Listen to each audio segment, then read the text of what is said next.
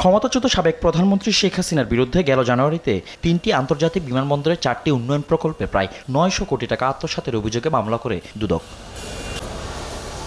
ক্ষমতায় থাকাকালে ১৫ বছরে বিমানবন্দরে উন্নয়নের নামে হাজার হাজার কোটি টাকা লুটপাটের অভিযোগে শেখ হাসিনাকে ৮ই মে জিজ্ঞাসাবাদের জন্য তলব করেছে দুদক। উপস্থিত না হলে সুযোগ হারাবেন আত্মপক্ষ সমর্থনের।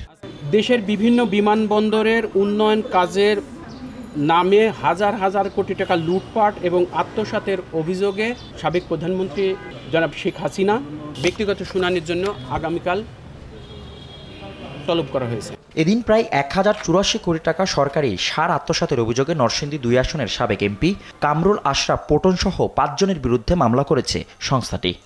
বাংলাদেশ সরকারকে বাফার গুদামে সরবরাহ না করে অন্যত্র বিক্রি করে অসৎ উদ্দেশ্যে একে অপরের যোগসাজশে পুরো টাকাটা পটন ট্রেডার্স আত্মসাৎ করেছে।